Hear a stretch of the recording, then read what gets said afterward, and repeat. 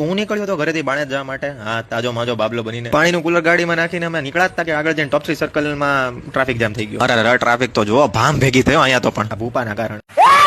I mean Shri આદરણીય ભૂપેન્દ્રભાઈ પટેલના લીધે આખો રોડ બ્લોક થઈ ગયો, જેના લીધે અડધી કલાક અમારે અહીંયા જ બગડી ગઈ. થોડીક વાર આજે ટ્રાફિક પૂરો થઈ ગયો અને ગાડી હાઈવે ઉપર હાઈવે ક્રોસ કરવા. થોડોક આગળ જઈને એકલો બકવાસ રોડ આવ્યો ને કે ભાઈ બાપલિયા, મોદીજી શું હાલે છે ભાઈ તમારા રાજમાં બધું? અરે બેટે તુજે થકાન નહીં લગ રહી ક્યા? હવે તમને થોડીક વાત કરું બાણેજ ની. તો ભાઈ બાણેજનો ઇતિહાસ એ છે કે આનું પેલું આખું નામ છે કનકાઈ બાનેજ. કહેવાય છે કે આ બાણેજનું મેઇન મંદિર જે છે શિવ મંદિર, પાંડવો દ્વારા બનાવવામાં આવ્યું છે. બાણેજનું નામ બાણેજ કેમ પડ્યું ને, એની બે મોટી માન્યતાઓ છે. પહેલી કે બાળ ગંગેશ્વર મહાદેવ જેની તળેટી આવેલું છે ને એ ડુંગરનો આકાર બાણ જેવો છે. અને બીજી માન્યતા એ કે વનવાસ દરમિયાન પાંડવો દ્વારા વન વિહાર તરતા એ લોકોને ભારે તરસ લાગતી હોય છે, ત્યારે અર્જુને બાણ દ્વારા જમીનમાંથી પાણી કાઢ્યું હતું, જેનાથી આમનું નામ બાણેજ પડ્યું. ત્યારે મારી વાત કરું ત્યારે અમારે બાણેજ જવાનું પોપટ થઈ ગયું છે, કેમ કે અમને ગીર જંગલની અંદર જ પેલા જવાનું દીધા.